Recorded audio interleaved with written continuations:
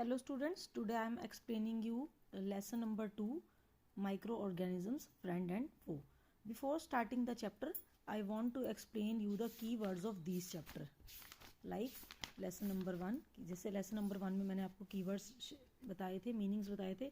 ये देखिए हमारे keywords हैं. Keywords के meaning अगर हमें पता होंगे तो हमारे लिए chapter को समझना बहुत ही easy हो जाएगा. तो मैंने आपके लिए बेटा कीवर्ड्स को एक पेपर पे नोट कर लिया है, इनकी डेफिनेशन को, और इजी वर्ड्स में कोशिश किया है कि मैंने इसे लिखा है. आप इसका स्क्रीनशॉट ले सकते हैं और इसे अपनी कॉपी में नोट कर सकते हैं. फर्स्ट वन इज अलगे. अलगे is green slimy patches that grows in moist areas. ठीक है, जो मॉइस्ट यानी कि नमी वाले एरिया में होती है और इसके अंदर क्लोरोफिल प्रेजेंट होता है. एंटीबायोटिक्स, एनी ड्रग और medicine that kills germs in body. Third one is antibodies. It is a protein produced by the body's immune system when it detects harmful substances called antigens. ठीक है, ये body के immune system में produce होता है, body इसे बनाते हैं एंटीबॉडीज ताकि ये हमारी डिजीज से लड़ सके. Next is bacteria. Bacteria also called germs are microscopic organisms living everywhere.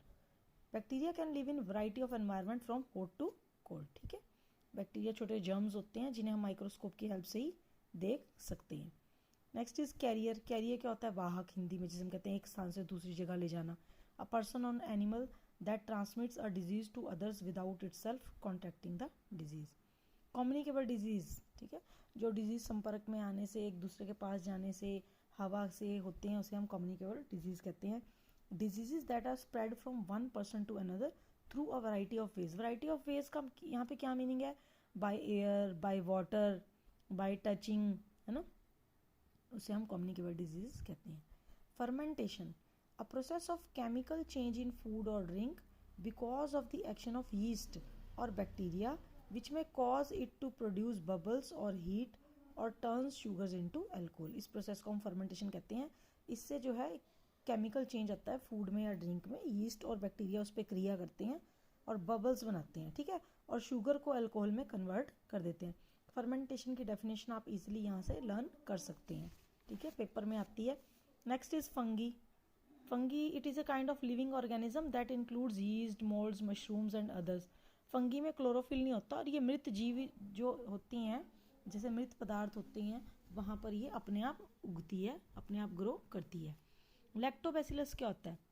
हम कहते हैं ना दही में लैक्टोबैसिलस बैक्टीरिया होती हैं. It is a friendly bacteria. Lactobacillus present in curd converts sugars in milk, यानी कि लैक्टोज में, इनटू लैक्टिक एसिड. जो मिल्क के अंदर जो लैक्टोज होता है उसे लैक्टिक एसिड में कन्वर्ट करते हैं. कौन? लैक्टोबैसिलस. ठीक है, lactic acid impart sour taste to curd. इसी के कारण हमारी दही जो है खट्टी होती है, लैक्टिक एसिड के कारण. माइक्रो ऑर्गेनिज्म क्या होते हैं? Again an organism that can be seen only through a microscope. इतने स्मॉल होते हैं ये कि हम इन्हें अपनी आंखों से देख ही नहीं सकते, इन्हें हम सिर्फ और सिर्फ माइक्रोस्कोप की हेल्प से ही देख सकते हैं. माइक्रो ऑर्गेनिजम्स इंक्लूड्स प्रोटोजोआ, अलगे, बैक्टीरिया एंड फंगी. यही आपका चैप्टर है, यही डिटेल है आपके चैप्टर की, micro organism. Next is pasteurisation. Pasteurisation का जो प्रोसेस होता है, हमने देखा है कि दूध जो है पैकेट्स में, डिब्बों में आता है, तो वो कैसे आता है? वो है, it is a method to preserve milk in which milk is heated to about 70 degree Celsius. It is 70 degree Celsius, not 700 degree Celsius. Wait, it is a method to preserve milk in which milk is heated to about 70 degree Celsius for 15 to 30 seconds and then suddenly chilled, और एकदम से फिर उसे ठंडा कर दिया जाता है और स्टोर कर दिया जाता है.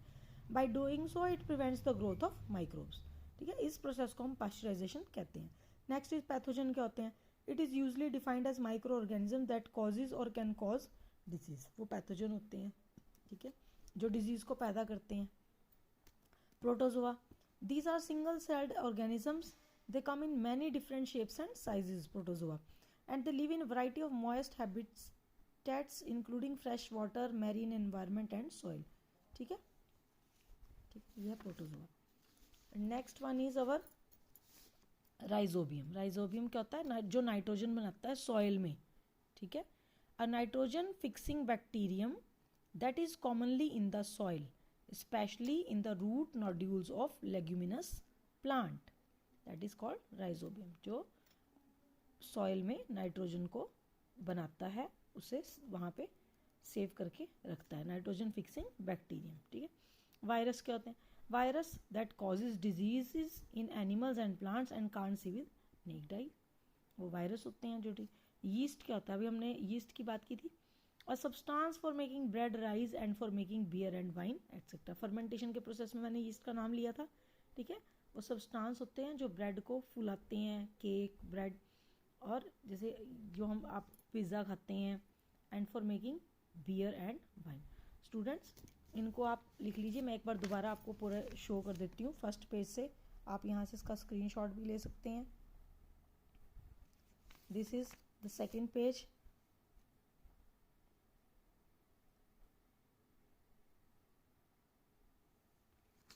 And this one is third page, ठीक है। तो ये मैंने सारे कीवर्ड्स आपको डिटेल में समझा दिए, आप इन्हें अपनी कॉपीज़ में नोट कीजिए और रीड ज़रूर कीजिए। Next video I will start reading the chapter.